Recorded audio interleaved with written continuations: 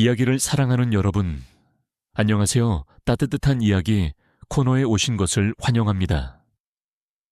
이곳은 진심을 담아 이야기를 들려드리는 공간입니다. 편안한 마음으로 감동과 반전이 가득한 특별한 이야기를 즐겨주세요. 준비되셨다면 좋아요를 눌러주시고 알림 설정도 켜신 뒤 지금부터 이야기를 시작하겠습니다. 이마를 찍고 흐르는 붉은 선혈이 눈가를 덮쳐 시야가 붉게 물들었다. 흙먼지가 자욱한 장터 바닥에 무릎이 꿇린 채 돌쇠는 짐승처럼 거친 숨을 몰아쉬었다.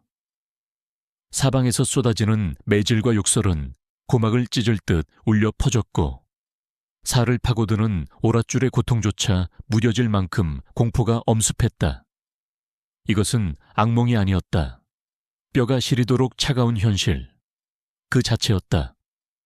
피비린내와 땀냄새가 뒤섞인 공기 속에서 그는 자신이 처한 상황을 도무지 믿을 수 없었다. 저놈을 쳐라, 감히 주인집의 귀한 물건에 손을 대다니. 누군가의 날카로운 외침이 신호탄이 되어 돌멩이들이 비 오듯 쏟아졌다.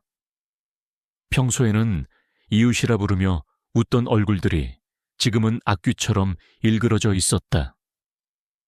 그들의 눈에는 돌쇠가 인간이 아닌 처단해야 할 더러운 해충으로 비치는 듯했다.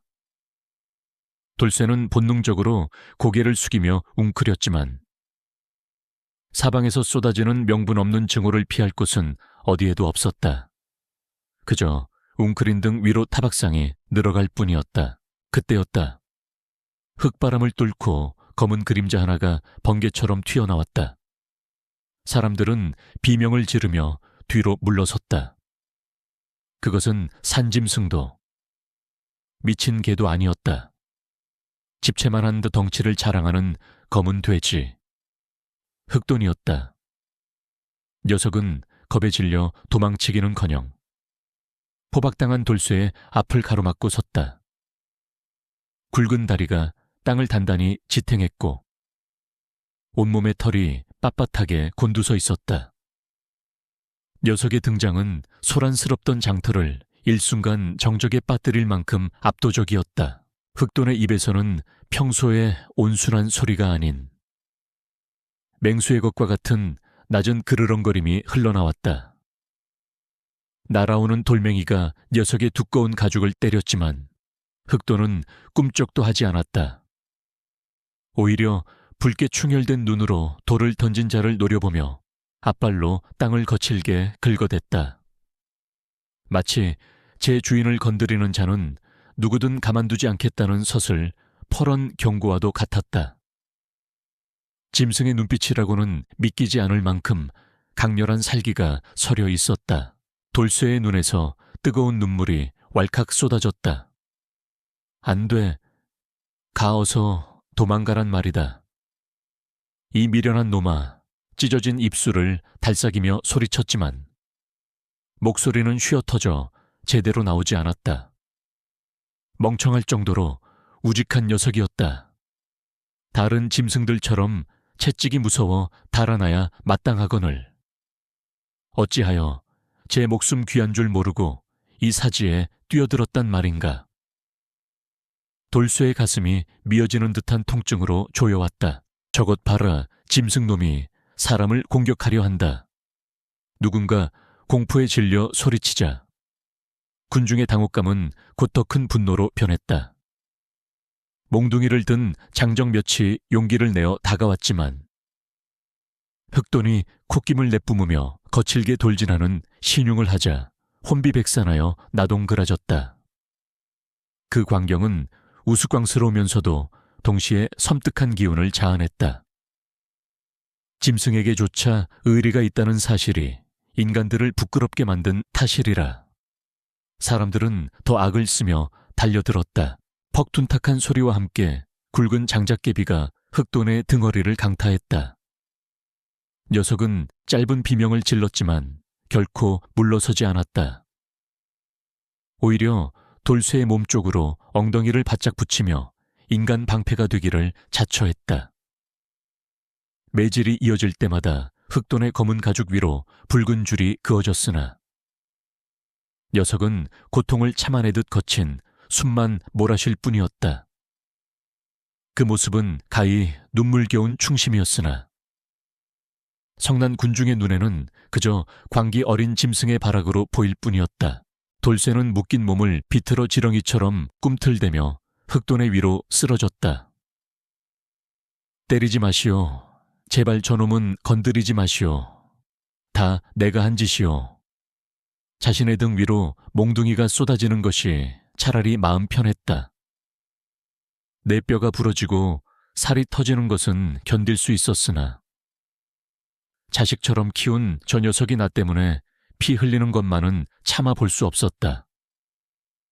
돌쇠의 절규는 먼지 속에 묻혀 공허하게 흩어졌다. 소란이 극에 달했을 때 날카로운 호각 소리가 장터를 갈랐다.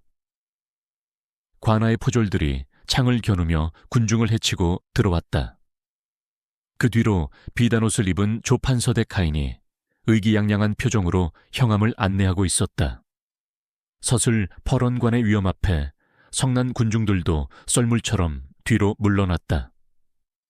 남은 것은 피투성이가 된 돌쇠와 그를 지키려는 흑돈, 그리고 차가운 정적뿐이었다. 형함의 시선이 싸늘하게 두 생명체를 훑어내렸다. 내 이놈 훔친 물건을 내놓지 않고 감히 난동을 부려 형함의 호통이 떨어지자 돌쇠는 바닥에 머리를 찌으며 읍소했다. 나으리, 억울합니다. 소인은 결코 훔치지 않았습니다. 하물며 이 짐승이 무슨 죄가 있겠습니까? 제발 자비를 베풀어 주십시오. 하지만 형함의 눈길은 돌쇠가 아닌 기이할 정도로 살기를 띠고 있는 흑돈에게 머물러 있었다. 그는 미간을 찌푸리며 혀를 찼다. 주인을 닮아 짐승 새끼도 사악하기 그지없구나. 관원을 위협하고 민심을 어지럽힌 죄, 결코 가볍지 않다. 형함의 말 한마디에 흑돈은 단순한 가축에서 처단해야 할 요물로 전락했다. 포졸들이 창끝을 세워 포위망을 좁혀오자 흑돈은 낮은 자세를 취하며 이빨을 드러냈다. 녀석은 본능적으로 직감하고 있었다. 지금 물러서면 자신의 주인이 죽는다는 것을. 녀석의 눈빛은 비장하기까지 했다. 돌쇠의 귓게 윙윙거리는 이명 사이로 과거의 기억이 주마등처럼 스쳤다. 처음 녀석을 품에 안았던 따스한 온기, 꿀꿀거리며 젖을 찼던 보드라운 주둥이의 감촉, 그것은 고단한 삶을 지탱해준 유일한 빛이었다. 허나 지금 그 빛이 자신의 무력함 때문에 꺼져가고 있었다. 억울함보다 더 큰 죄책감이 가슴을 짓눌러 숨조차 쉬기 힘들었다. 세상 천지에 우리 둘 편은 아무도 없었다. 저 요물을 당장 포박하라. 명령과 동시에 그물이 던져졌다. 흑돈이 몸부림치며 저항했으나 여러 명의 장정이 달려들어 밧줄로 사지를 옥죄자 역부족이었다. 녀석이 고통스럽게 꾀꾀거리는 소리가 돌쇠의 심장을 후벼 팠다. 네 발이 묶인 채 바닥에 처박힌 흑돈은 흑투성이가 된 눈으로 오직 돌쇠만을 바라보고 있었다. 마치 나는 괜찮냐고 묻는 듯한 눈빛에 돌쇠는 오열했다. 하늘도 무심하시지. 평생 남의 것 탐하지 않고 땅만 파며 살아온 우리가 무슨 큰 죄를 지었단 말인가. 고작살 몇 줌이 아쉬워 굶주리면서도 서로의 천에 의지에 잠들던 밤들이 이토록 처참한 결말을 맺어야 한단 말인가. 돌쇠는 피 섞인 침을 삼키며 하늘을 올려다보았다. 구름 한 점 없는 맑은 하늘이 야속할 정도로 푸르렀다. 신이 있다면. 이것은 너무나 가혹한 처사였다. 포졸들이 돌쇠의 뒷덜미를 거칠게 잡아 일으켰다. 질질 끌려가는 그의 뒤로 장정들에게 들려가는 흑돈의 신음소리가 멀어졌다 가까워지기를 반복했다. 구경꾼들은 침을 뱉거나 손가락질을 해댔다. 그들에게 진실 따위는 중요하지 않았다. 그저 지루한 일상을 달래줄 자극적인 희생양과 그것을 씹어댈 안주거리가 필요했을 뿐이었다. 마을의 인심은 이미 죽어 있었다. 군중 틈바구니 넘어 비단 부채로 입을 가린 채 이 광경을 흥미롭다는 듯 지켜보는 사내가 있었다. 조 판서의 아들 조반석이었다. 그의 눈매는 가늘게 휘어져 있었고 입게는 비릿한 조소가 걸려 있었다. 모든 것이 그의 계획대로 흘러가고 있었다. 천한 것들이 감히 양반의 자존심을 건드린 대가가 얼마나 혹독한지 똑똑히 보여주겠다는 오만함이 번득였다. 쾅 육중한 옥문이 닫히며 세상과 단절되었다. 습하고 곰팡내 나는 옥사에 내동댕이 쳐진 돌쇠는 정신을 잃지 않으려 안간힘을 썼다. 옆 칸에서 들려오는 거친 숨소리. 그것은 흑돈이었다. 녀석도 아직 살아있었다. 어둠 속에서 서로의 존재를 확인한 둘은 말없이 숨소리를 교환했다. 하지만 이것은 끝이 아닌 더 큰 지옥의 시작임을 돌쇠는 뼈저리게 느끼고 있었다. 차가운 바닥에 뺨을 대고 누운 돌쇠의 머릿속에 아까 얼핏 보았던 조반석의 미소가 떠올랐다. 우연이 아니었다. 잃어버린 폐물도, 갑작스러운 수색도, 그리고 흑돈의 밥통에서 나온 증거물까지. 모든 것은 정교하게 짜여진 덫이었다. 덫에 걸린 짐승은 발버둥 칠수록 더 깊이 파고드는 올가미에 목이 졸릴 뿐이다. 지금 그들의 목에는 보이지 않는, 그러나 시퍼렇게 날이 선 칼날이 겨누어져 있었다. 오늘 들려드릴 이야기는 순수한 창작물로 오직 오락과 감상을 위한 내용이며 실제 인물이나 사건과는 전혀 관련이 없음을 알려드립니다. 차가운 돌바닥의 냉기가 뼛속까지 스며드는 옥사 안. 돌쇠는 흐릿한 정신 속에서 3년 전 그날의 봄을 떠올렸다. 진달래가 흐드러지게 피었던 그해 봄은 유난히도 배가 고팠다. 보릿고개는 가난한 소작농들에게 저승사자보다 무서운 것이었다. 마을 어귀 버려진 헛간에서 홀로 지내던 돌쇠에게 그날의 만남은 우연이 아닌 필연처럼 찾아왔다. 바티를 마치고 돌아오던 길, 숲을 사이에서 들려오는 희미한 신음소리가 발길을 잡았다. 가시덤불을 헤치고 들여다보니 어미 잃은 새끼 돼지 한 마리가 죽어가고 있었다. 어미젖을 제대로 먹지 못한 듯 비쩍 마른 몸통에는 파리떼가 꼬여 있었고 숨은 금방이라도 끊어질 듯 가팔랐다. 누가 봐도 살 가망이 없어버려진 하등 쓸모없는 생명이었다. 돌쇠는 녀석을 외면할 수 없었다. 부모 얼굴도 모르고 천의 구하로 자라 남의 집 머슴살이로 연명해 온 자신의 처지와 너무도 닮아 있었기 때문이다. 그는 주저없이 녀석을 품에 안았다. 더러운 오물이 묻는 것 따위는 중요하지 않았다. 그저 이 작고 여린 심장이 멈추지 않기를 바라는 간절함만이 그의 거친 손길에 담겨 있었다. 집으로 데려온 녀석에게 쌀뜨물을 데워 숟가락으로 떠먹였다. 처음에는 삼키지도 못하더니 밤새 정성껏 등을 쓸어주자 조금씩 기력을 찾기 시작했다. 검은 털이 유난히 반질거려 흑돈이라 이름 붙였다. 제 입에 들어갈 밥을 덜어 녀석에게 먹이는 날이 계속되었다. 마을 사람들은 사람도 굶어 죽는 판에 짐승 거둘 여유가 있냐며 혀를 찼지만 돌쇠는 그저 허허 웃어넘길 뿐이었다. 지극정성 덕분이었을까. 흑돈은 하루가 다르게 쑥쑥 자랐다. 비쩍 말랐던 몸통은 어느새 단단한 근육질로 변했고 윤기 흐르는 검은 털은 위험마저 느껴졌다. 신기한 것은 녀석의 영민함이었다. 여느 돼지들처럼 먹고 자는 것만 밝히는 게 아니라 마치 사람의 말을 알아듣는 듯 돌쇠의 눈빛만 봐도 그 의중을 척척 읽어냈다. 돌쇠가 밭을 갈러 나갈 때면 흑도는 강아지처럼 졸졸 따라 나섰다. 쟁기질이 힘에 붙여 돌쇠가 주저앉으면 녀석은 단단한 주둥이로 흙을 파헤쳐 주인의 수고를 덜어주었다. 돌덩이 같은 땅을 거침없이 갈아엎는 괴력은 소 한 마리 몫을 톡톡히 해냈다. 이 기이한 광경에 지나가던 농부들은 걸음을 멈추고 입을 다물지 못했다. 고된 노동이 끝난 저녁, 툇마루에 앉아 흑돈의 등을 긁어주는 시간은 돌쇠에게 유일한 안식이었다. 말 못하는 짐승이라지만 흑돈의 맑은 눈동자는 그 어떤 위로의 말보다 깊었다.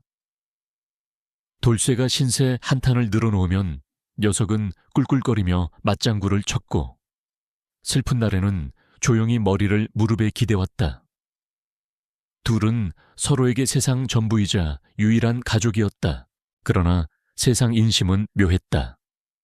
천한 머슴이 기르는 돼지가 여느 양반집 가축보다 훌륭하다는 소문이 돌자 시기와 질투가 고개를 들었다.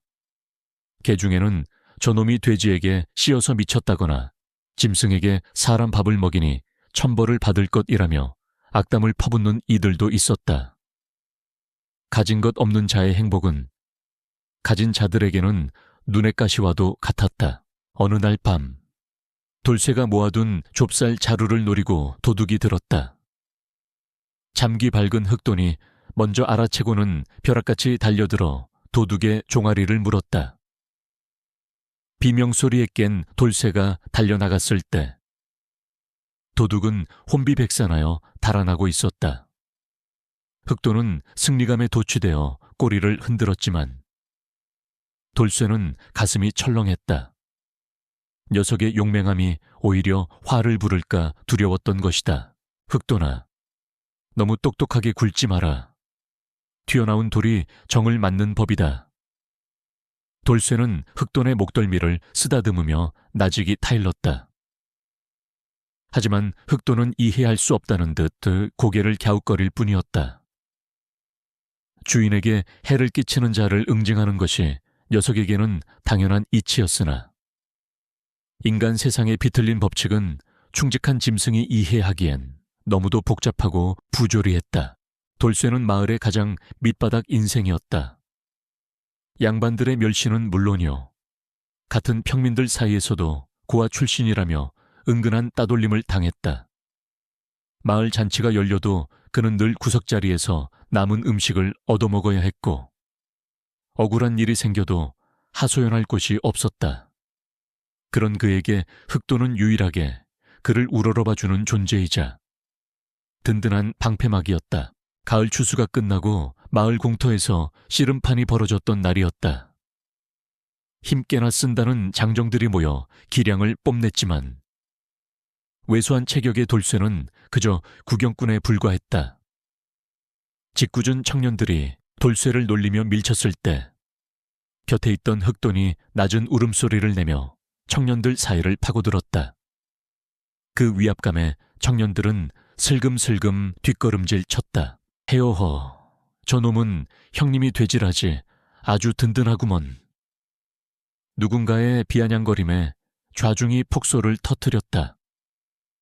돌쇠는 얼굴이 화끈거려 고개를 들 수 없었지만 흑돈은 아랑곳하지 않고 돌쇠의 바지춤을 물어당기며 그 자리를 벗어나자고 재촉했다.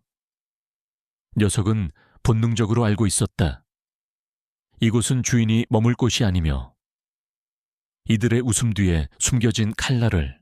그날 이후 흑돈을 바라보는 마을 사람들의 시선이 달라졌다. 단순한 조롱을 넘어 탐욕스러운 눈빛들이 녀석의 튼실한 뒷다리와 두툼한 뱃살을 훑기 시작했다. 저놈 잡으면 온 동네 잔치를 하고도 남겠네. 농담처럼 던지는 말들 속에 섞인 살기는 돌쇠의 등골을 서늘하게 만들었다. 그는 흑돈을 헛간 깊숙이 숨기고 싶었다. 마을의 실세인 조판서 댁에서도 소문은 흘러 들어갔다. 조판서의 아들 조반석이 사냥개를 이끌고 마을을 순찰할 때면 돌쇠는 흑돈을 데리고 산속으로 숨어들곤 했다. 양반의 사냥개들이 흑돈을 보고 지저대면 행여나 시비가 붙을까 노심초사했던 것이다. 하지만 피한다고 피할 수 있는 운명이 아니었음을 그때는 미처 알지 못했다. 돌쇠는 믿었다. 그저 쥐 죽은 듯 조용히 살면, 남에게 해 끼치지 않고 성실히 살면 아무 일 없을 것이라고. 자신은 천한 목숨이라 발표도 그만이지만 흑돈만은 지킬 수 있을 것이라 여겼다. 그것은 순진한 착각이었다. 약자의 평화는 강자의 변덕 앞에서 모래성처럼 허무하게 무너질 수 있다는 잔혹한 진리를 그는 배우지 못했던 것이다. 겨울이 지나고 다시 봄이 찾아왔을 때 마을에는 흉흉한 기운이 감돌았다. 관아의 수탈은 심해졌고 민심은 흉폭해졌다. 누군가는 화풀이 대상을 찾고 있었고 누군가는 자신의 이득을 위해 희생양을 물색하고 있었다. 그 살벌한 분위기 속에서 돌쇠와 흑돈의 소박한 행복은 폭풍전야의 촛불처럼 위태롭게 흔들리고 있었다. 그때 도망쳤어야 했어. 어두운 옥산. 돌쇠는 회한에 잠겨 중얼거렸다. 차라리 산속 깊은 곳으로 들어가 짐승처럼 살았어야 했다. 인간들 틈에 섞여 살고자 했던 헛된 소망이 결국 제 목숨보다 소중한 친구를 사지로 몰아넣고 말았다. 옆칸에서 흑돈에 거친 숨소리가 잦아들고 있었다. 다가올 비극의 서막은 이미 오래전부터 준비되어 있었던 것이다. 찌는 듯한 무더위가 기승을 부리던 여름날이었다. 마을 어귀 정자나무 아래는 더위를 피하려는 농부들로 붐볐다.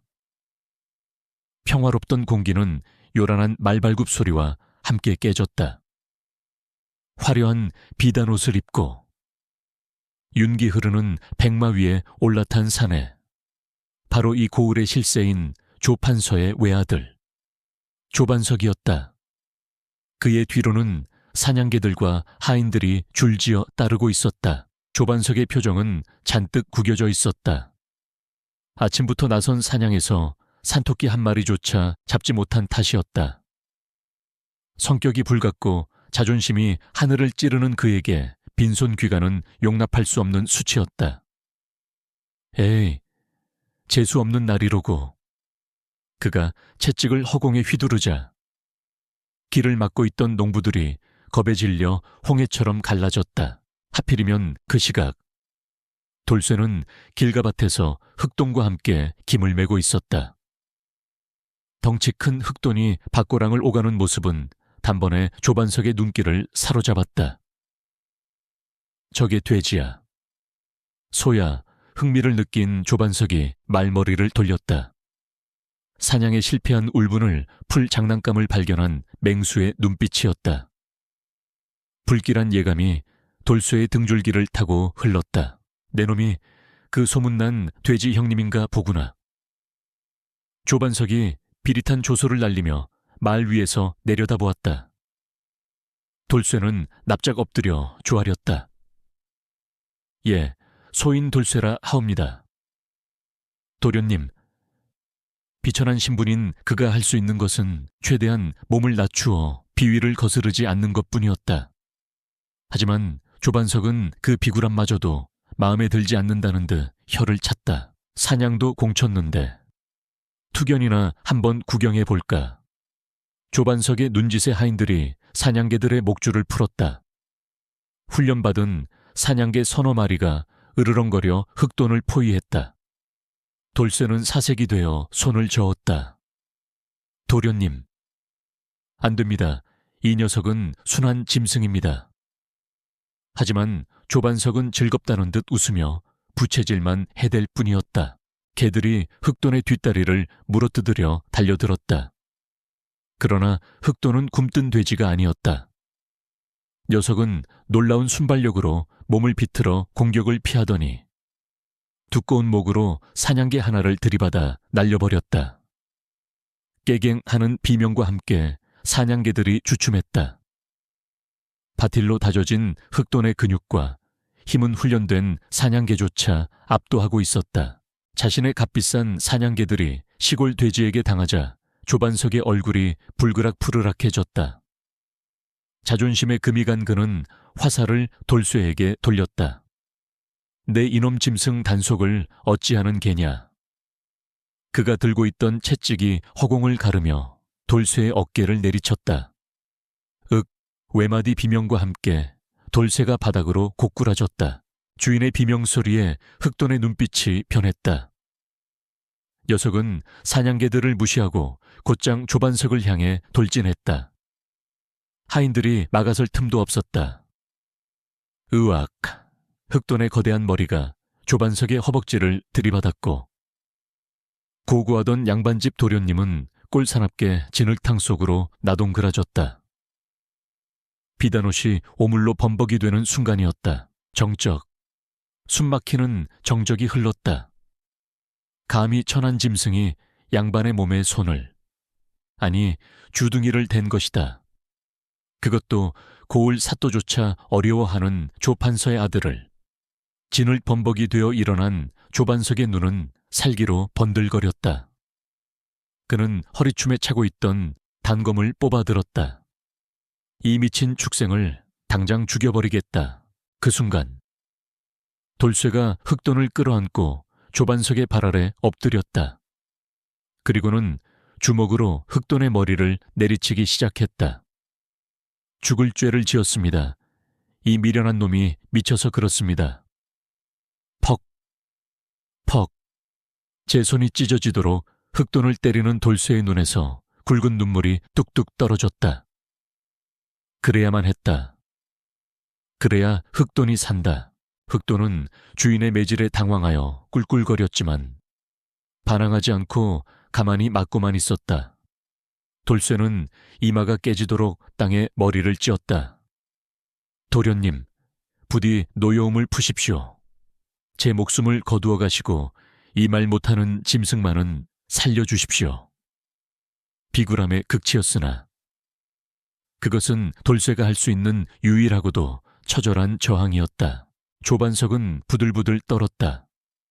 진흙투성이가 된 꼴로 돼지를 죽이려 드는 모습이 얼마나 우스꽝스러울지. 주위 농부들의 시선이 느껴졌기 때문이다. 지금 칼을 휘두르면 그는 돼지와 싸운 양반이라는 조롱거리만 될 뿐이었다. 그는 이를 악물고 단검을 거두었다. 하지만 그의 분노가 사그라든 것은 결코 아니었다. 더러운 것들. 조반석은 침을 뱉으며 싸늘하게 뇌까렸다. 오늘의 이 치욕은 잊지 않겠다. 내 놈과 그 돼지 새끼. 내 손바닥 안에서 피눈물을 흘리게 해주마. 그는 하인들의 부축을 받으며 말에 올랐다. 멀어지는 그의 뒷모습에서 뿜어져 나오는 살기는 여름의 열기조차 얼어붙게 만들 만큼 차가웠다. 폭풍이 지나간 자리. 돌쇠는 흑돈을 끌어안고 오열했다. 자신이 때린 흑돈의 머리에는 붉은 생채기가 나 있었다. 미안하다. 미안하다 흑돈아. 영문도 모른 채 주인에게 맞은 흑돈은 되려 돌쇠의 눈물을 핥아주며 위로했다. 녀석의 따뜻한 혀가 닿을 때마다 돌쇠의 가슴은 천갈래 만갈래로 찢어졌다. 집으로 돌아온 조반석은 뜨거운 물로 몸을 씻어내며 치를 떨었다. 아무리 씻어도 그 천한 짐승이 닿았던 불쾌한 감촉이 지워지지 않는 듯했다. 그는 거울 속에 비친 자신의 일그러진 얼굴을 보며 다짐했다. 단순히 죽이는 것은 잡이다. 놈이 가장 아끼는 것을 짓밟고 놈의 존재 자체를 부정당하게 만들리라. 조반석은 단순한 왈패가 아니었다. 그는 사람의 약점을 파고들어 파멸시키는데 천부적인 재능이 있었다. 돌쇠에게 흑돈이 어떤 존재인지 그는 본능적으로 간파했다. 짐승과 형님 아우 한다지 그의 입가에 잔인한 미소가 번졌다. 그것은 곧 다가올 비극적인 연극의 각본이 완성되었음을 알리는 신호였다. 마침 그에게는 도박으로 탕진한 거액의 빚이 있었다. 아버지 몰래 해결해야 할 골치 아픈 문제였다. 문득 아버지 방에 있는 귀한 옥패가 떠올랐다. 그리고 억울한 누명을 쓰고 죽어도 아무도 신경 쓰지 않을 마을에서 가장 하찮은 존재가 그의 머릿속에서 교차했다. 복수와 빛청산. 두 마리 토끼를 잡을 묘안이었다. 해가 서산으로 넘어가며 마을의 긴 그림자를 드리웠다. 돌쇠의 오두막에도 어둠이 찾아왔다. 아무것도 모르는 돌쇠는 상처 입은 흑돈에게 약을 발라주며 오늘이 그저 재수가 없었던 하루였기를 빌고 있었다. 허나 그 밤 저택의 담장 너머에서는 한 사람의 인생을 송두리째 무너뜨릴 검은 음모가 싹트고 있었다. 며칠간 마을에는 기이한 평온이 감돌았다. 돌쇠는 혹여나 조반석이 다시 찾아올까 두려워 흑돈을 데리고 산속 깊은 곳에 숨어 지냈다. 해가 지면 도둑처럼 몰래 내려와 쪽잠을 잤다. 아무 일 없을 게다. 양반님 내가 우리 같은 것들을 기억이나 하겠냐. 돌쇠는 불안해하는 흑돈의 등을 토닥이며 스스로를 위로했지만 가슴 한구석을 짓누르는 돌덩이는 사라지지 않았다. 새벽녘 요란한 징소리가 마을의 정막을 깼다. 조판서 대감마님의 갑오가 사라졌다. 하인들이 횃불을 들고 마을 곳곳을 누비며 소리쳤다. 사라진 물건은 쌍어 옥파의 슈왕유유페이. 물고기 2마리가 새겨진 희귀한 옥 놀이개였다. 마을 사람들은 자다 깨어 웅성거렸고 범인을 잡지 못하면 마을 전체가 경를 칠 것이라는 소문에 공포감이 독버섯처럼 퍼져나갔다. 불안한 예감은 언제나 적중하는 법이다. 횃불의 행렬이 뱀처럼 구불거리며 향한 곳은 마을 끝자락. 돌쇠의 오두막이었다. 선두에는 조반석이 서 있었다.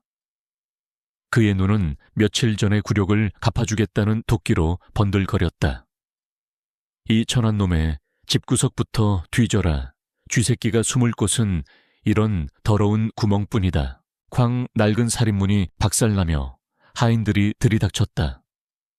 잠결에 놀란 돌쇠는 제대로 옷도 갖춰 입지 못한 채 마당으로 끌려 나왔다. 흑돈이 꾀꾀거려 주인을 보호하려 했지만 미리 준비된 올가미가 녀석의 주둥이를 올감했다. 내 이놈 감히 내 집 물건에 손을 대 조반석이 돌쇠의 뺨을 후려쳤다. 도련님 억울합니다. 소인은 그 옥패가 어떻게 생겼는지도 모릅니다요. 돌쇠는 땅에 이마를 찌르며 절규했다. 평생 도둑질은커녕 남의 밭에 떨어진 이삭 하나 주워 먹지 않고 살아온 그였다. 하지만 조반석에게 진실은 중요하지 않았다. 그는 이미 각본을 써놓은 연출자였고 돌쇠는 그 무대 위에서 희생되어야 할 광대였으니까 닥쳐라 내 놈이. 아니면 누가 감히 대감마님의 방에 들어간단 말이냐. 조반석의 손짓의 하인들이 오두막을 쑥대밭으로 만들기 시작했다. 솥단지가 날아다니고 애써 말려둔 시래기가 흙발에 지시겨졌다. 돌쇠의 전 재산이나 다름없는 살림살이들이 순식간에 쓰레기 더미로 변해갔다. 돌쇠는 그 참상을 보면서도 반항하지 못했다. 오히려 그는 하인들의 바짓가랑이를 붙잡고 애원했다. 제발 살림은 다 부수어도 좋으니 저기 흑돈이 있는 헛간만은 건드리지 말아 주십시오. 녀석이 놀라 날뛰면 또다시 도련님의 심기를 거스를까 두렵습니다. 자신의 보금자리가 파괴되는 것보다 흑돈이 다칠까봐 더 걱정했던 것이다. 그 비굴한 태도는 조반석의 가학성을 더욱 자극했다. 제 집구석이 박살나는데 돼지 걱정이나 하시는가. 뭔가 숨기는 게 있으니 저리 벌벌 떠는 게지. 조반석은 비릿하게 웃으며 헛간 쪽으로 눈길을 주었다. 돌쇠의 필사적인 보호 본능이 오히려 늑대에게 먹잇감의 위치를 알려준 꼴이 되고 말았다. 주둥이가 묶인 흑돈은 붉게 충혈된 눈으로 하인들을 노려보며 거칠게 몸부림쳤다. 녀석은 알고 있었다. 저들이 찾는 것은 잃어버린 물건이 아니라 자신과 주인을 파멸시킬 구실이라는 것을, 하지만 묶인 몸으로는 주인이 당하는 수모를 지켜보는 것 외에는 아무것도 할 수 없었다. 녀석의 콧김이 분노로 뜨겁게 달아올랐다. 한참을 뒤졌으나 오두막에서는 옥패가 나오지 않았다. 쥐새끼 한 마리 숨을 곳 없는 좁은 방이었다. 하인이 난처한 표정으로 보고했다. 도련님, 집 안에는 아무것도 없습니다. 실망할 법도 하건만. 조반석의 표정은 여유로웠다. 꼼꼼히 숨겼겠지. 오늘은 날이 어두우니 철수하고 날이 밝는 대로 샅샅이 다시 뒤진다. 조반석은 잔인한 명령을 내렸다. 이놈이 증거를 인멸하고 도주할지 모르니 집 주위를 포위하고 물 한 모금도 들이지 마라. 그리고 저 돼지 새끼도 꼼짝 못하게 묶어둬라. 하인들이 돌쇠의 오두막 주위에 새끼줄을 치고 감시를 섰다. 그것은 사실상의 감금이었다. 멀리서 이 광경을 지켜보던 마을 사람들은 수군거렸다. 아니, 땐 굴뚝에 연기 나겠나. 평소에 짐승이랑 살더니 기어이 사고를 쳤구먼. 조판서 된 물건이라니. 이제 돌쇠 놈은 끝장이야. 누구 하나 나서서 돌쇠를 변호해주는 이는 없었다. 그들은 불똥이 튈까 두려워하며 서둘러 대문을 걸어 잠갔다. 횃불의 행렬이 사라지고 다시 어둠이 찾아왔다. 난장판이 된 마당에 주저앉은 돌쇠는 망연자실했다. 찢어진 옷자락 사이로 찬 바람이 스며들었다. 묶여있는 흑돈에게 기어가 녀석의 머리를 쓰다듬었다. 미안하다. 내가 못나서, 내가 힘이 없어서.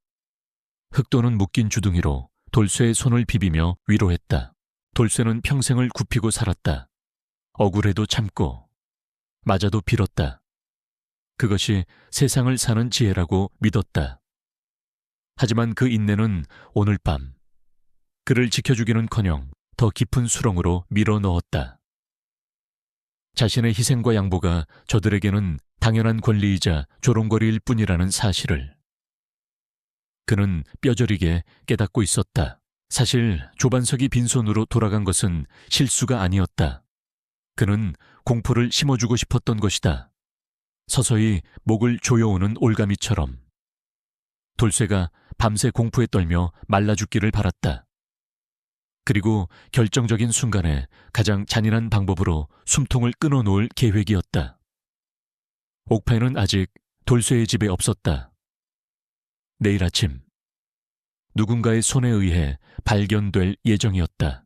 밤이 깊어가자 흑돈이 갑자기 귀를 쫑긋거렸다. 감시하던 하인들이 꾸벅꾸벅 조는 사이 어둠 속에서 누군가의 인기척이 느껴졌다. 흑돈은 경계심에 낮은 소리를 내며 돌쇠를 깨우려 했으나 지친 돌쇠는 쓰러지듯 잠들어 있었다. 어둠 속 그림자가 헛간의 밥통 쪽으로 살금살금 다가오고 있었다. 그림자는 품속에서 무언가를 꺼내 흑돈의 구유, 밥통 및 지푸라기 속에 깊숙이 찔러 넣었다. 달빛에 반사되어 영롱한 빛을 내는 물건. 바로 쌍어옥패였다. 임무를 마친 그림자는 다시 어둠 속으로 사라졌다. 흑돈이 발버둥 쳤지만 묶인 몸으로는 그를 막을 수 없었다.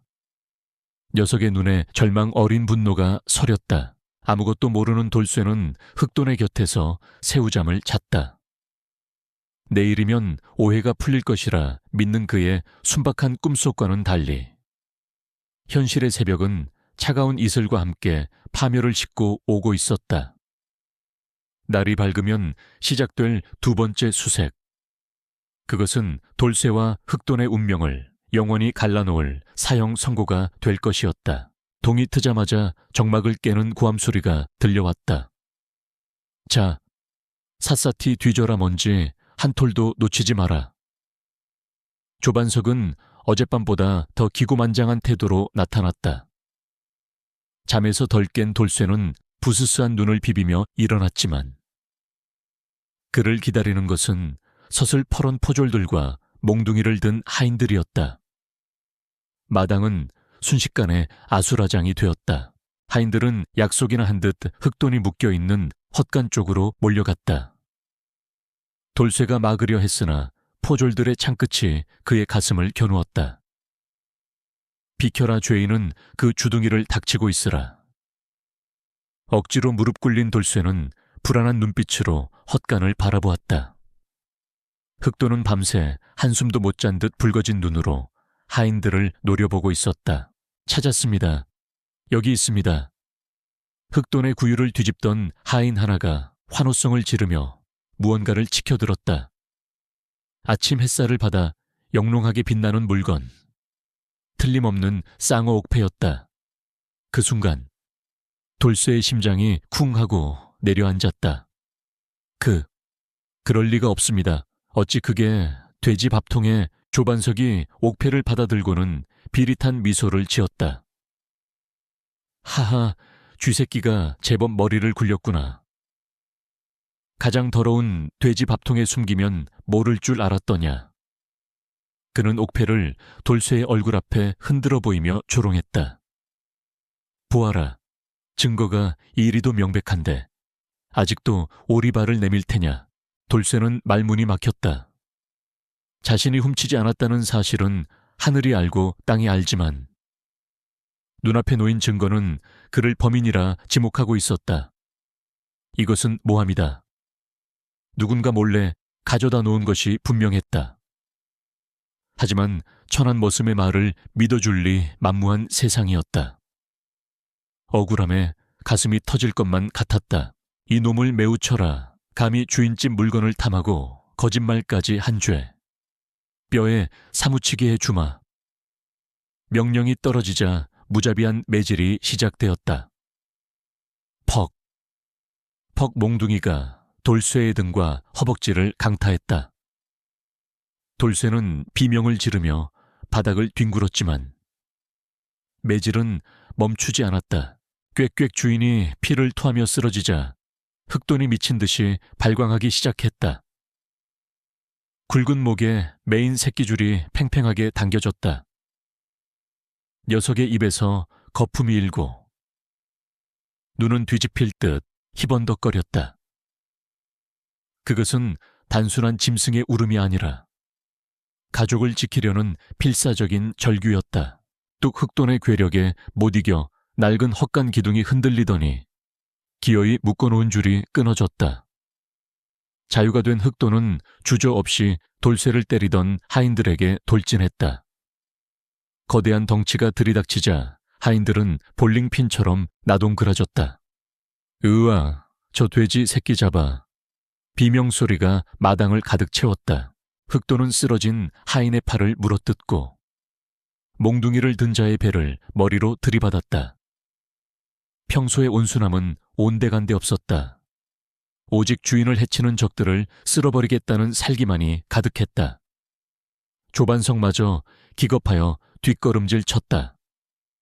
미친 짐승이다. 활을 가져와라. 활을 그때 피투성이가 된 돌쇠가 흑돈의 다리를 붙잡았다. 안 돼, 흑돈아. 하지마. 그러면 너 죽어.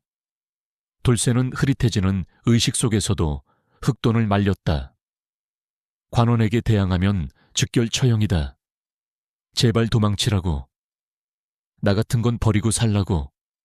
돌쇠는 눈물로 호소했다. 흑돈이 주인의 목소리에 잠시 주춤한 사이 포졸들이 그물을 던졌다. 지금이다 찔러라. 창끝이 흑돈의 옆구리를 스치고 지나갔다. 붉은 피가 검은 털을 적셨지만 흑돈은 쓰러지지 않았다. 녀석은 그물에 갇힌 채로도 돌쇠의 몸 위를 덮어 쏟아지는 창들을 막아냈다. 수적 열쇠는 어쩔 수 없었다. 십수명의 장정들이 달려들어 흑돈을 짓눌렀고 돌쇠의 목에는 칼이 겨누어졌다. 두 생명체는 처참하게 제압당했다. 흙바닥에 얼굴이 처박힌 돌쇠는 흑돈의 거친 숨소리를 들으며 오열했다. 미안하다. 내가 너를 망쳤구나. 이놈들을 관하로 끌고 가라. 내 친히 사또 앞에서 요절을 낼 것이다.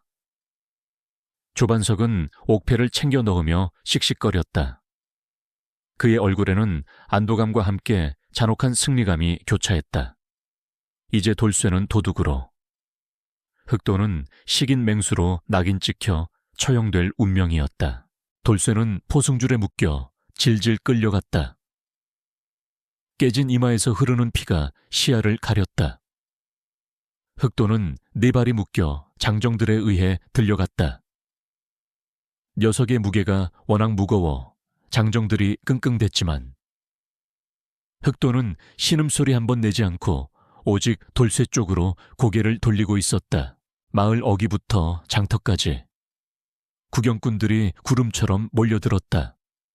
어제까지만 해도 이웃이었던 그들은 이제 손가락질하며 욕을 해댔다. 은혜를 원수로 갚다니 천벌을 받을 놈. 돼지 밥통에 숨기다니 참으로 멍청하기도 하지. 누구도 진실을 보려 하지 않았다. 그저 눈앞에 펼쳐진 자극적인 드라마에 취해 있을 뿐이었다. 흑돈의 옆구리 상처에서는 계속 피가 흘러내려 흙바닥에 붉은 궤적을 남겼다. 고통스러울 법도 하건만 녀석의 눈빛은 흐트러짐이 없었다. 흔들리는 들것 위에서도 녀석의 시선은 앞서가는 주인의 등 굽은 뒷모습에 고정되어 있었다. 세상이 다 등을 돌려도 나만은 너를 믿는다는 무언의 맹세였다. 끌려가는 와중에 돌쇠는 문득 흑돈을 처음 데려왔던 날 했던 약속을 떠올렸다. 배부르게 먹여주진 못해도 절대 너를 버리진 않음마. 그 약속을 지키지 못한 못난 주인이 되었다. 하지만 역설적이게도 짐승인 흑돈은 그 약속을 목숨 걸고 지키고 있었다. 마침내 관아 앞마당에 도착했다. 1장. 그 처참했던 순간으로 되돌아온 것이다. 돌쇠와 흑돈은 다시 한번 무릎 꿇렸다. 하지만 이번에는 다르다. 억울함은 분노가 되었고 막연했던 공포는 차가운 현실이 되었다. 이제 그들은 더 이상 물러설 곳 없는 벼랑 끝에 서 있었다. 심판의 시간이 다가오고 있었다. 칠흑 같은 어둠이 깔린 옥사 안. 썩은 지푸라기 냄새와 피비린내가 진동했다. 돌쇠는 만신창이가 된 몸을 웅크린 채 가쁜 숨을 몰아쉬었다. 매질을 당한 등은 불에 댄 듯 화끈거렸고 깨진 이마의 피는 말라붙어 딱지가 앉았다. 나무 창살 하나를 사이에 둔 옆칸에서는 흑돈이 끙끙거리는 소리가 들려왔다. 녀석도 성취하는 몸으로 차가운 바닥에 누워 있었다. 내일이면 끝이겠구나. 돌쇠는 체념한 듯 중얼거렸다. 날이 밝으면 판결이 내려질 것이고 도둑 누명을 쓴 자신과 관원을 공격한 흑돈은 참수형을 면치 못할 것이다. 억울함에 치를 떨 기력조차 남아있지 않았다. 그저 조용히 눈을 감고 다가올 죽음을 기다리는 것만이 힘없는 그가 할 수 있는 유일한 일인 듯했다. 그때 흑돈이 바스락거리며 지푸라기를 헤집는 소리가 들렸다. 습관처럼 무언가를 파헤치는 그 소리가 돌쇠의 흐릿한 의식을 깨웠다. 파헤친다. 문득 며칠 전의 기억 파편 하나가 뇌리를 스치고 지나갔다. 사건이 터지기 사흘 전 흑돈이 보였던 기이한 행동이었다. 흑돈을 데리고 산에서 내려오던 길. 조판서댁 담벼락 뒤편의 고목나무 아래였다. 평소라면 얌전히 지나갔을 흑돈이 갑자기 그곳에 코를 박고 미친 듯이 땅을 파헤치기 시작했었다. 돌쇠가 말려도 녀석은 듣지 않고 무언가를 찾는 듯 열중했었다. 마치 그곳에 아주 맛있는 것이나 혹은 아주 중요한 것이 묻혀있기라도 한 것처럼 이 녀석아, 남의 집 담벼락에서 뭐 하는 짓이냐. 돌쇠가 겨우 녀석을 떼어냈을 때 흑돈의 입에는 흙 묻은 헝겊 조각 하나가 물려 있었다. 붉은색 비단에 금실로 기이한 문양이 순화진. 총우석에서는 볼 수 없는 고급스러운 천 조각이었다. 당시엔 대수롭지 않게 여겨 주머니에 쑤셔 박아두었었다. 돌쇠는 떨리는 손으로 허리춤을 더듬었다. 다행히 포졸들이 몸수색을 대충 한 탓에 그 천 조각은 속바지 주머니 깊은 곳에 구겨진 차에 남아 있었다. 희미한 달빛에 비추어 본 문양. 돌쇠의 눈이 커졌다. 그것은 장터 뒷골목을 주름 잡는 악명 높은 밀무역상. 왕초의 표식이었다. 왕초는 도박판의 큰손이기도 했다. 조반석이 투전판에서 거액을 날리고 빚독촉에 시달린다는 소문은 돌쇠도 풍문으로 들은 적이 있었다. 그렇다면 왜 왕초의 물건이 조판서 댁 담벼락 밑에 묻혀 있었을까? 그리고 흑돈은 왜 그것을 파냈을까? 흩어져 있던 퍼즐 조각들이 하나둘 맞춰지기 시작했다. 조반석은 빚을 갚기 위해 집안의 갑오인 쌍옥패를 훔쳐 왕초에게 넘기려 했을 것이다. 그 은밀한 거래 장소가 바로 인적이 드문 고목나무 아래였던 것이다. 하지만 흑돈이 그곳을 파헤치는 바람에 거래에 차질이 생겼거나 혹은 증거가 남았을지도 모른다는 불안감에 조반석이 서둘러 이를 꾸민 것이 분명했다. 이제야 모든 것이 명확해졌다. 단순히 기분 나쁜 머슴을 혼내주려는 게 아니었다. 조반석에게는 자신의 범죄를 덮어씌울 확실한 범인이 필요했고 마침 며칠 전 자신에게 밉보인 돌쇠와 흑돈이 완벽한 희생양이 된 것이다. 옥패를 훔친 척하고 그것을 다시 찾아내는 척하며 아버지의 의심을 피하고 빚까지 탕감받으려는 수작이었다. 이 악랄한 놈. 돌쇠의 입술이 파르르 떨렸다. 단순한 괴롭힘이 아니었다. 한 인간의 생명을 자신의 탐욕을 채우기 위한 소모품으로 쓴 것이다. 억울함은 곧 뜨거운 분노로 바뀌었다. 이대로 죽을 수는 없었다. 저 더러운 진실을 세상에 알리지 않고서는 억울해서 눈을 감을 수 없었다. 돌쇠는 나무 창살 틈으로 손을 뻗었다. 옆칸에 흑돈도 낌새를 챘는지 다가와 젖은 코를 돌쇠의 손에 비볐다. 흑돈아, 네가 옳았다. 네가 그때 찾으려던 게 범인의 흔적이었구나. 돌쇠의 목소리에 힘이 실렸다. 녀석은 처음부터 냄새를 맡고 알고 있었던 것이다. 그곳에 나쁜 놈들의 흔적이 있다는 것을. 하지만 증거가 있어도 문제였다. 옥에 갇힌 신세로 누구에게 이 사실을 알린단 말인가. 포졸들은 조반석의 하수인이나 다름없었고 사또 역시 양반의 편일 게 뻔했다.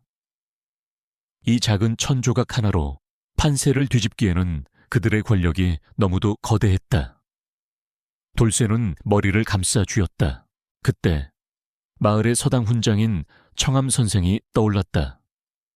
꼿꼿한 성품으로 고을 사또조차 함부로 대하지 못하는 유일한 어른. 평소 돌쇠에게 글을 가르쳐 주려 했던 따뜻한 분이었다. 선생이라면 이 증거의 의미를 알아보고 도와줄지도 모른다. 하지만 갇혀있는 자신이 어떻게 전한단 말인가. 돌쇠의 시선이 흑돈에게 머물렀다. 녀석은 엉성하게 지어진 나무 옥사에 갇혀 있었지만 썩은 기둥 밑동은 흑돈의 힘이라면 충분히 부술 수 있어 보였다. 낮에는 감시가 심했지만 지금은 포졸들이 모두 술에 취해 잠든 깊은 밤이었다. 희망은 오직 흑돈뿐이었다. 흑돈아, 잘 들어라. 돌쇠가 나직이 속삭였다. 흑돈이 귀를 쫑긋 세웠다. 여기서 나갈 수 있는 건 너뿐이다. 이 천 조각을 가지고 훈장님 댁으로 가야 한다. 알겠느냐? 돌쇠는 천 조각을 흑돈 쪽으로 밀어 넣었다. 말 못하는 짐승에게 거는 도박이었지만 돌쇠는 녀석의 영민함을 믿었다. 흑도는 킁킁거리며 천 조각의 냄새를 맡더니 이내 그것을 입에 물었다. 그리고는 돌쇠의 눈을 깊이 응시했다. 걱정 말하는 듯한 든든한 눈빛이었다. 녀석은 조용히 몸을 일으켜 옥사의 가장 취약한 구석으로 향했다. 발소리 하나 내지 않는 은밀한 움직임이었다. 흑도는 앞발이 아닌 주둥이로 썩은 나무 기둥 밑에 흙을 파내기 시작했다. 꽥소리 한 번 내지 않고 묵묵히 흙을 파는 모습은 마치 훈련받은 첩자 같았다. 돌쇠는 가슴을 졸이며 망을 보았다. 멀리서 코를 고는 포졸의 소리가 천둥처럼 크게 들려왔다. 마침내 흑돈의 몸이 빠져나갈 만한 작은 구멍이 뚫렸다. 흑돈은 잠시 멈칫하더니 마지막으로 돌쇠를 돌아보았다. 가라. 어서 뒤도 돌아보지 말고 뛰어라. 돌쇠의 간절한 눈빛을 뒤로 한 채 흑돈은 어둠 속으로 몸을 날렸다. 방역에 서막이 올랐다. 흑돈은 족제비처럼 날렵하게 구멍을 빠져나갔다. 차가운 밤 공기가 녀석의 콧잔등을 스쳤다. 관아의 담장은 높았지만 개구멍 하나쯤은 찾을 수 있었다. 녀석은 입에 문 붉은 천 조각을 단단히 고쳐 물었다. 이 작은 천에 주인의 목숨이 달려있다는 것을 본능적으로 알고 있었다. 감방에 홀로 남은 돌쇠는 피가 맺힌 손가락을 감싸 쥐었다. 아까 천 조각을 건네기 전 그는 손가락을 깨물어 천 위에 유엔 원통할 원 자를 서툴게 써넣었었다. 글을 잘 모르는 그가 쓸 수 있는 유일한 글자였다. 부디 훈장님께 무사히 닿기를. 그는 무릎을 꿇고 어둠 속을 향해 간절히 기도했다. 흑도는 달렸다. 마을의 지리는 녀석의 발바닥에 훤했다. 어둠 속에서 번뜩이는 야생 동물의 눈빛을 한 채 골목과 덤불 사이를 질주했다. 인기척이 느껴지면 숨죽여 기다리고 길이 트이면 화살처럼 쏘아져 나갔다. 그 모습은 미련한 가축이 아니라 사명을 띤 전령 추안링 그 자체였다. 청암 선생의 집은 마을 언덕 중턱에 있었다. 굳게 닫힌 대문 앞, 흑도는 잠시 망설였다. 짖을 수도, 문을 두드릴 수도 없었다. 녀석은 대문 대신 낮은 흙담 쪽을 택했다. 뒷다리에 잔뜩 힘을 주어 도약했다. 쿵둔탁한 소리와 함께 흑돈이 마당 안으로 떨어졌다. 누구요 늦도록 책을 읽던 청암 선생이 인기척의 방문을 열고 나왔다. 호롱불을 들고 마당을 비추자 검은 짐승 하나가 마루 밑에 웅크리고 있는 것이 보였다. 자네는 돌쇠가 기르는 돼지가 아닌가. 선생은 한눈에 흑돈을 알아보았다. 관에 잡혀갔다던 녀석이 여기 있다는 사실에 그는 놀라움을 금치 못했다. 흑돈은 경계심 없이 선생에게 다가가 입에 물고 있던 것을 툭 떨어뜨렸다. 침과 흙이 묻은 붉은 비단천. 선생이 그것을 집어들었다. 호롱불 아래서 드러난 것은 화려한 금실 문양과 그 위에 삐뚤빼뚤하게 혈서로 쓰인 유엔자였다.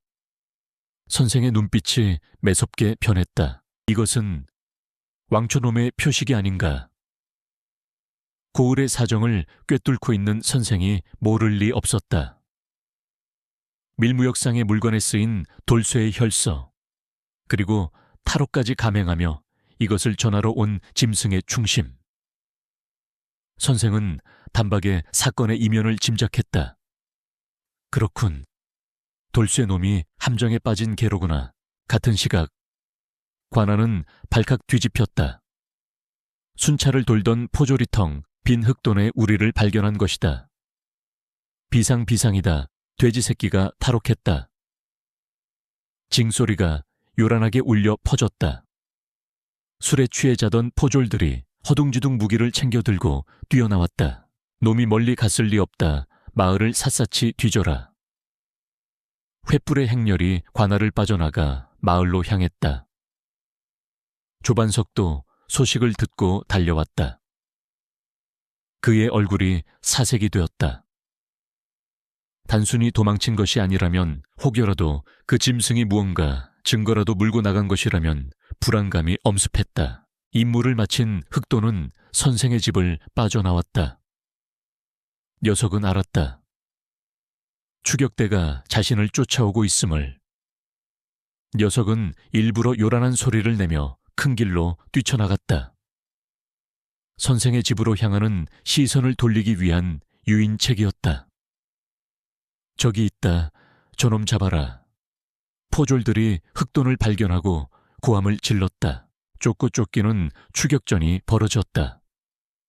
흑돈은 좁은 골목을 이리저리 누비며 포졸들을 농락했다. 창이 날아와 녀석의 엉덩이를 스치고 지나갔지만 흑돈은 멈추지 않았다.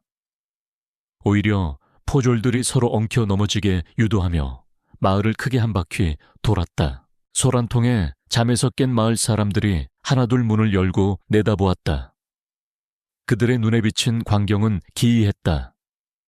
흉악한 맹수라던 돼지는 사람을 해치기는커녕 도망치기 바빴고, 오히려 관원들이 살기를 띠고 짐승을 죽이려 혈안이 되어 있었다. 저 짐승이 정말 식인 맹수라면 왜 사람을 공격하지 않고 도망만 치는 거지?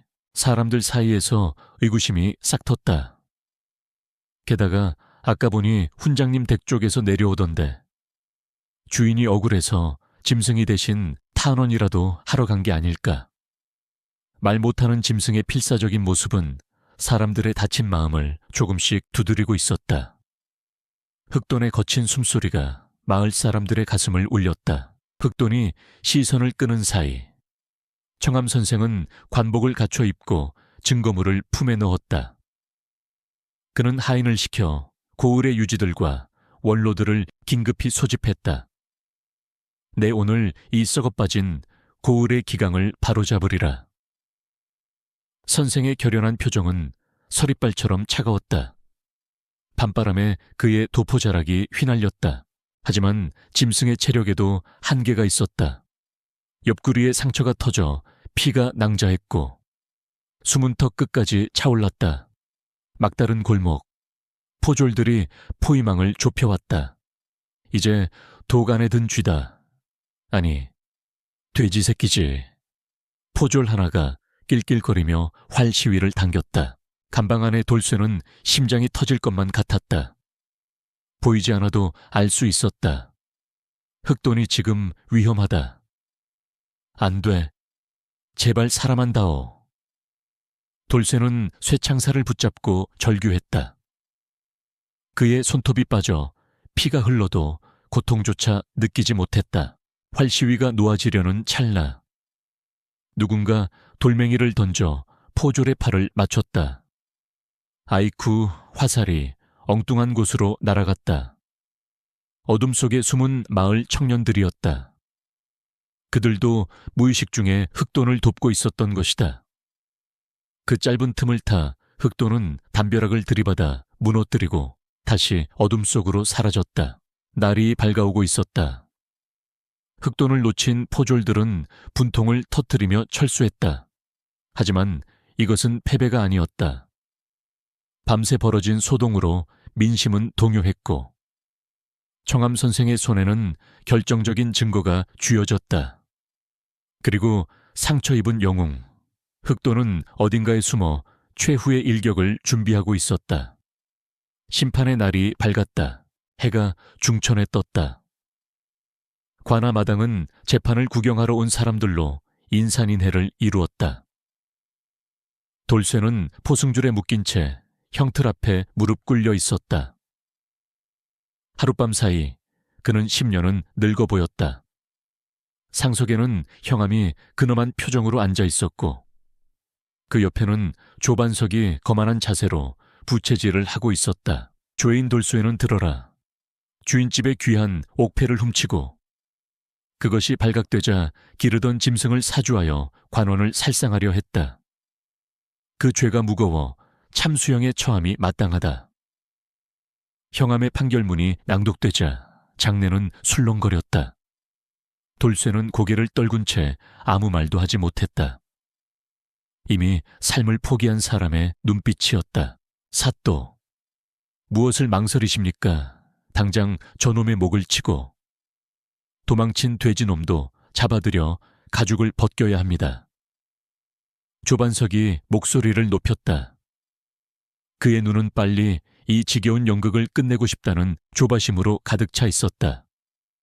승리가 눈앞에 있었다. 멈추시오. 천둥 같은 호통소리가 관아를 울렸다. 인파가 갈라지며 청암 선생이 들어섰다. 뒤이어 고을의 원로들이 비장한 표정으로 따랐다. 형암이 당황하여 일어섰다. 아니, 선생께서 어찌 이곳까지? 청암 선생은 흑돈이 가져왔던 붉은 천 조각을 높이 치켜들었다. 이것은 밀무역상 왕초의 표식이 있는 비단이요. 어젯밤 돌쇠의 돼지가 목숨을 걸고 내게 가져온 증거요. 선생의 말에 조반석의 얼굴이 흑빛으로 변했다. 이 천 조각에는 돌쇠의 억울함이 혈서로 쓰여 있어.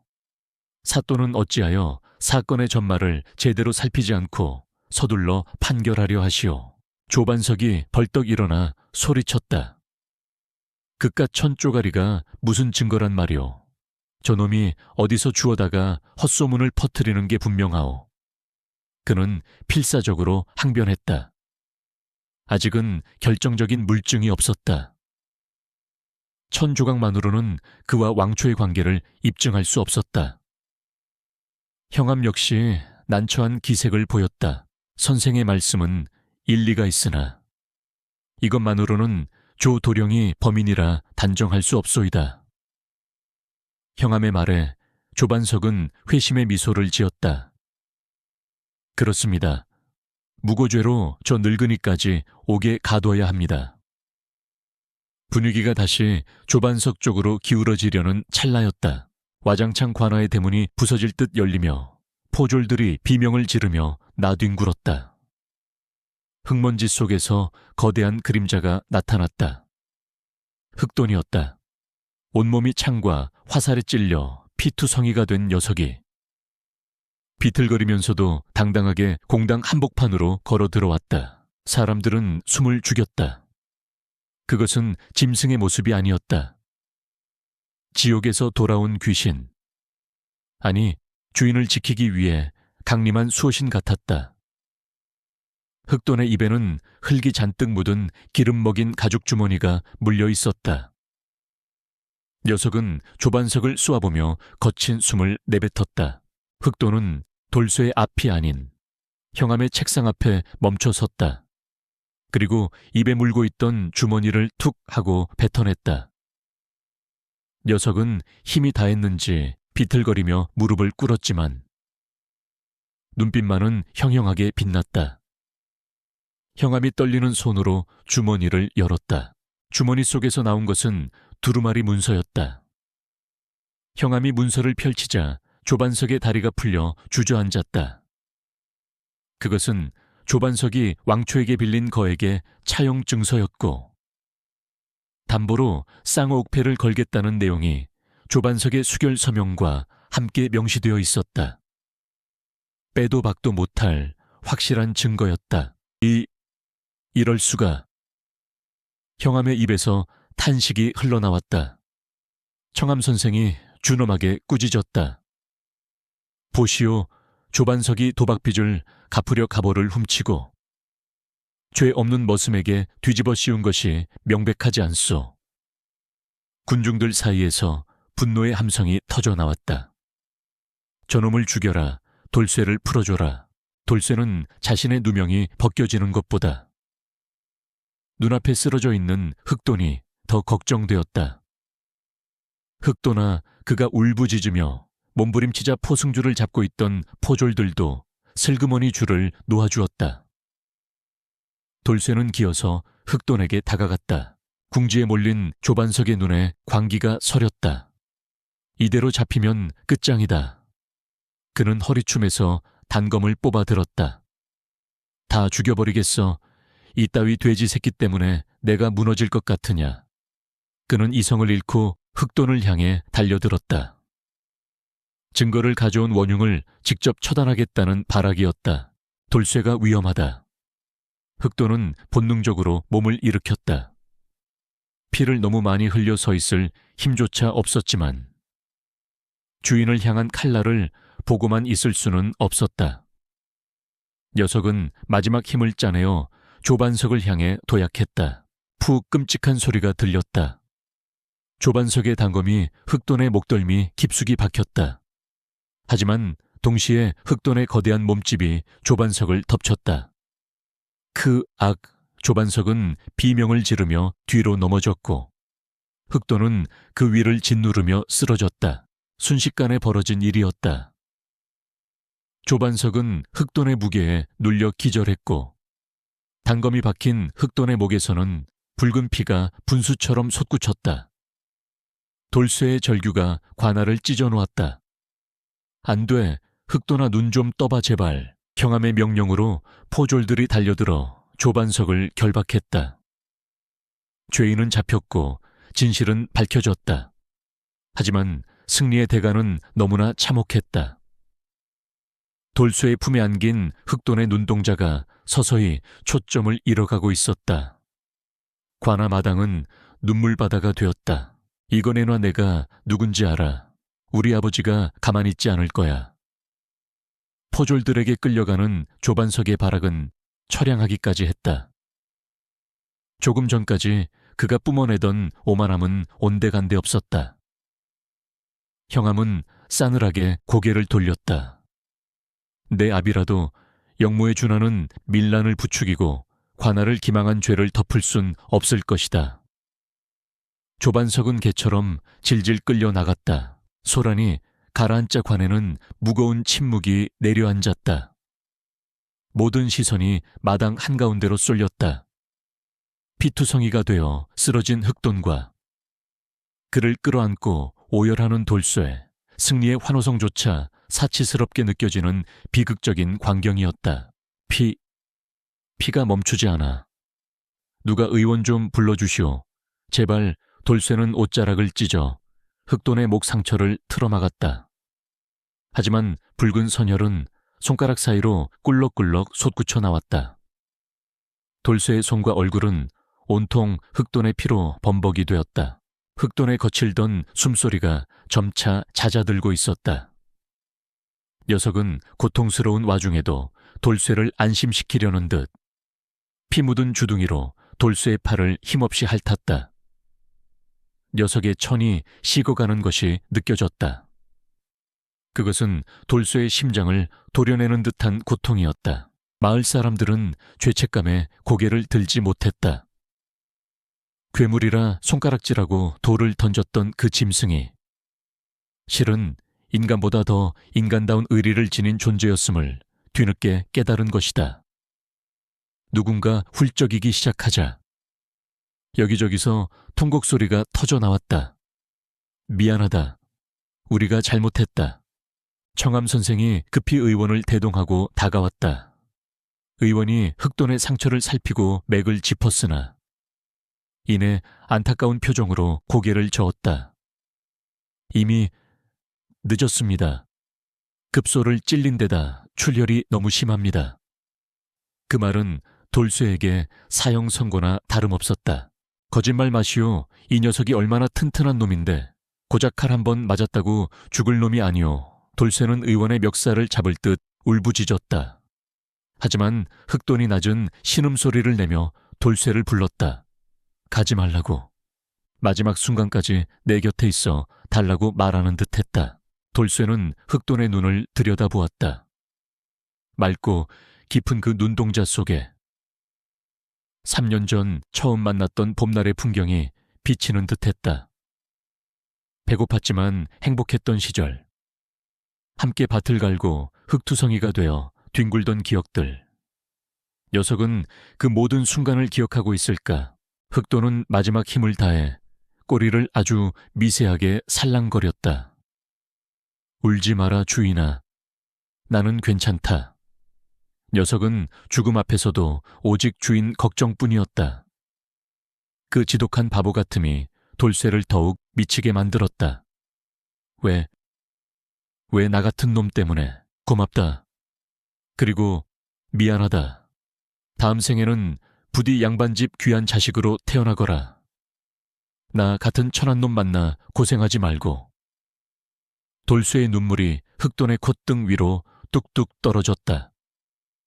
흑돈은 그 눈물을 받아내며 편안한 표정을 지었다. 흑돈의 눈꺼풀이 천천히 감겼다. 거칠게 오르내리던 배의 움직임이 멈추고 녀석의 몸에서 힘이 빠져나갔다.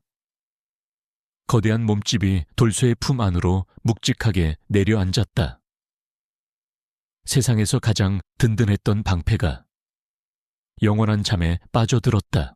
흑돈아, 돌쇠가 녀석을 흔들었지만 대답이 없었다. 돌쇠는 흑돈의 차가운 몸을 끌어안고 하늘이 무너지도록 통곡했다. 으악, 관아를 가득 메운 그 처절한 울음소리에 구경꾼들도, 포졸들도, 심지어 형암조차 눈시울을 붉혔다. 청암 선생이 조용히 다가와 흑돈의 주검 앞에 고개를 숙였다. 인간의 탈을 쓰고 짐승만도 못한 자가 넘쳐나는 세상에 너야말로 진정한 의인 1호구나. 그것은 한낱 가축에게 바치는 조사가 아니라 위대한 영웅에게 보내는 경이었다. 마을 사람들도 하나둘 앞으로 나와 무릎을 꿇었다. 돌을 던졌던 손을 모아 합장하고 욕설을 퍼부었던 입으로 명복을 빌었다. 흑돈의 죽음은 이기적이었던 마을 사람들의 양심을 아프게 찔렀다. 뒤늦은 참회였으나 진심 어린 참회였다. 형암은 침통한 목소리로 선언했다. 돌쇠의 무죄를 선포한다. 또한 주인을 구하고 악을 응징한 흑돈의 시신을 정중히 수습하여 장사 지내도록 하라. 관아의 창고가 열리고 죄인에게 쓰이는 거적이 아닌 최고급 비단이 흑돈의 수위로 내려졌다. 하지만 돌쇠의 귀에는 아무것도 들리지 않았다. 무죄 판결도, 하사품도 그에게는 아무런 의미가 없었다. 세상을 다 얻는다 한들 흑돈이 없다면 무슨 소용이란 말인가. 그는 넋이 나간 사람처럼 흑돈의 식은 뺨을 어루만지고 또 어루만질 뿐이었다. 사람들이 흑돈을 옮기려 하자 돌쇠가 그들을 밀쳐냈다. 내 손으로 가게 해 주시오. 그는 피투성이가 된 몸으로 비틀거리며 일어났다. 그리고 자신보다 훨씬 무거운 흑돈을 등에 업었다. 뼈가 으스러질 듯 무거웠으나 그것은 그가 짊어져야 할 삶의 무게였다. 돌쇠는 흑돈을 업고 관아 문을 나섰다. 쏟아지는 햇살이 그들의 뒷모습을 비추었다. 승리한 자의 귀환이라기엔 너무나 쓸쓸하고 고독한 그림자였다. 등 뒤에 엎인 흑돈의 늘어진 다리가 걸음마다 흔들렸다. 그들은 그렇게 그들만의 마지막 장소로 향하고 있었다. 마을이 한눈에 내려다 보이는 뒷산 언덕. 돌쇠와 흑돈이 바티를 마치고 늘 쉬어가던 그곳에 무덤이 만들어졌다. 붉게 타오르는 노을이 봉분을 감쌌다. 돌쇠는 맨손으로 흙을 덮었다. 손톱이 깨지고 피가 났지만 그는 멈추지 않았다. 마지막 가는 길에 이불이라도 덮어주듯 흙을 토닥였다. 장례가 끝나자 형암과 마을 유지들이 찾아왔다. 그들은 사죄의 뜻으로 쌀과 마니와 위로금을 내밀었다. 이걸로 섭섭한 마음을 조금이라도 풀게나. 자네가 살 집도 새로 지어주겠네. 하지만 돌쇠는 거들떠보지도 않았다. 그의 눈은 이미 속세의 욕망이 모두 타버린 재처럼 공허했다. 돈으로 죽은 목숨을 살릴 수 있습니까? 쌀로 떠난 친구를 되돌릴 수 있습니까? 돌쇠의 나직한 물음에 사람들은 입을 다물었다. 다 필요 없습니다. 그저 흑돈이가 편히 쉴 수 있게 이 무덤이나 건드리지 말아 주십시오. 그것이 돌쇠가 세상에 바라는 유일한 소원이었다. 며칠 뒤 돌쇠는 짐을 꾸렸다. 옷가지 몇 벌이 전부인 단출한 보따리였다. 마을 사람들은 그를 붙잡았다. 이제 누명도 벗었고 다우도 달라질 터인데 왜 떠나느냐고 물었다. 하지만 돌쇠에게 이 마을은 흑돈을 죽인 지옥이나 다름없었다. 발길 닿는 곳마다 녀석의 환영이 보여 견딜 수가 없었다. 떠나기 전 돌쇠는 청암 선생을 찾았다. 선생님 덕분에 흑돈이의 억울함을 풀었습니다. 은혜는 죽어서도 잊지 않겠습니다. 큰 절을 올리는 돌쇠를 선생은 말없이 일으켜 세웠다. 선생의 눈가에도 물기가 서려 있었다. 자네 탓이 아닐세. 부디 어디서든 굳건히 살아가게. 돌쇠는 뒤도 돌아보지 않고 마을을 떠났다. 텅 빈 오두막과 흑돈에 빈 우리만이 덩그러니 남았다. 바람이 불 때마다 삐걱거리는 사리문 소리가 마치 주인을 부르는 흑돈의 울음소리 같아. 마을 사람들은 한동안 그 근처를 지나지 못했다. 세월이 흘렀다. 계절이 수없이 바뀌고 마을의 아이들이 어른이 되었다. 조판서 가문은 몰락하여 뿔뿔이 흩어졌고 흉흉했던 인심도 시간과 함께 조금씩 치유되었다. 하지만 사람들의 기억 속에 지워지지 않는 이야기가 하나 있었다. 흑돈의 무덤은 마을의 성지가 되었다. 신기하게도 그 무덤계는 사시사철 시들지 않는 이름 모를 검은 꽃이 피어났다. 사람들은 그 꽃이 흑돈의 넋이라고 믿었다.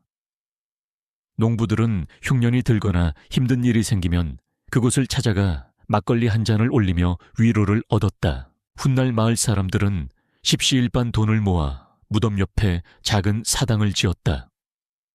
현판에는 청암 선생의 필체로 의점요 이주며 의로운 돼지의 사당라 적혔다.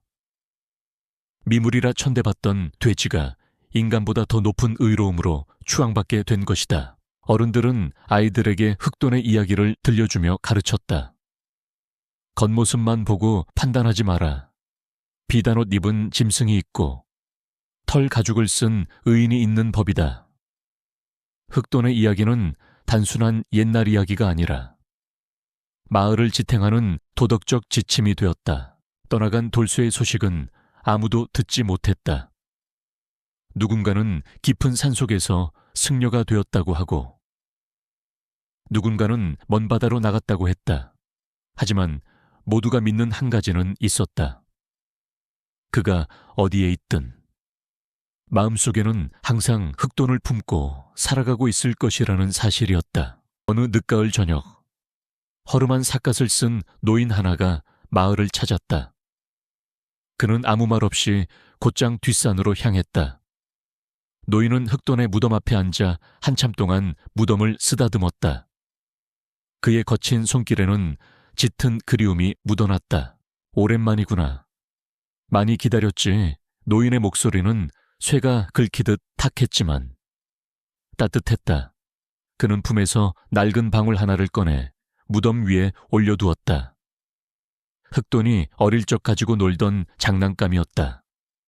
바람이 불어와 검은 꽃잎을 흔들자 방울이 딸랑거리며 맑은 소리를 냈다. 마치 흑돈이 반갑다고 꼬리를 흔드는 소리 같았다. 노인은 빙글에 미소를 지었다. 평생 짊어지고 왔던 마음의 짐을 이제야 내려놓은 듯한 편안한 얼굴이었다. 이제야 너를 보러 올 면목이 생겼구나. 다음 날 아침 마을 사람들이 산에 올랐을 때 노인은 이미 사라지고 없었다. 무덤계는 그가 남긴 낡은 방울만이 아침 이슬을 머금고 빛나고 있었다. 사람들은 그 노인이 누구인지 굳이 묻지 않았다. 그저 바람이 전해주는 이야기에 귀를 기울일 뿐이었다. 권력은 무너지고 재물은 흩어지지만 진실한 마음은 세월을 뛰어넘어 영원히 남는다. 고을 어귀. 늙은 정자나무 아래서 들려오는 바람소리에는 여전히 돌쇠와 흑돈의 우정이 노래처럼 실려 흐르고 있었다. 그것은 슬프지만 아름다운, 잊혀지지 않을 전설이었다. 해가 저물고 어둠이 내리면 뒷산 언덕에는 두 개의 그림자가 나란히 앉아 마을을 내려다보는 듯했다. 하나는 사람이고 하나는 듬직한 돼지의 형상이었다. 그들은 이제 고통 없는 세상에서 영원히 함께일 것이다.